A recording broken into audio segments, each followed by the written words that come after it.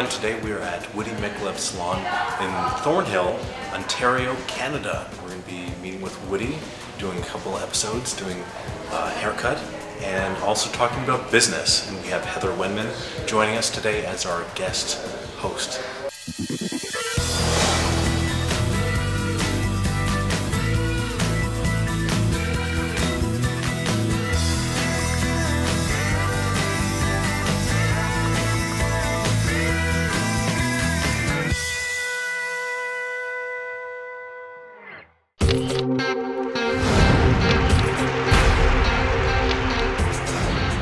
Hello, I'm Heather Wenman. I'm here in Thornhill, Ontario with Woody Michleb in his beautiful, beautiful salon. Hi, Woody. Hello, Heather. How are you? I'm great.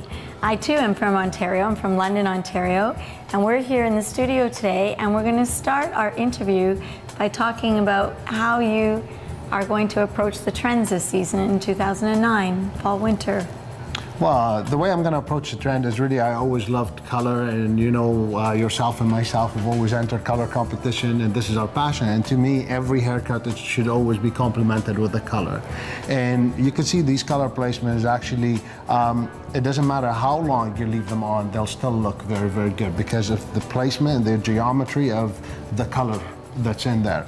Yes, it looks very geometric. I just love the shading through here. Exactly, but it's still very, very soft, and it will complement the haircut. And what we're going to do is we're going to show a cutting technique that's actually 4-section haircut that's still going to work really hand in hand with the color placement. And so it's only also 4 sections. Only 4-section haircut. So really, we're not going to make it very difficult. Everybody thinks that haircutting is very difficult, but it isn't. If you actually think about it as math, physics, and chemistry, that's the way I look at it. It's measurement, shapes, and it's a physics reaction. So what we're going to do is we're going to take, and we can see that we have this geometrical shapes going on a diagonal to the back, and we're going to take an A-line section, which is going to start just basically above the parietal ridge, and the higher you go with it, and the directions you're going to take, the more of a sharper edge you're going to end up with. Then we're going to take it again from the side of the apex on the back right there, all the way down to the nape area.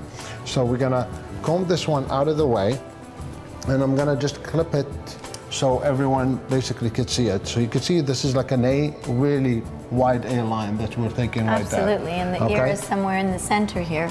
Exactly, so this is basically the center where the ear point is, and it's actually going right to the middle of the eyebrow and back down to the nape area, all right? So what we're gonna do is we're gonna take this section and we're gonna comb it, and again, as we said, if the higher you go with it, basically the shorter the piece and the more you're gonna expose color. The lower our section, down there, the basically less color you're gonna expose from underneath.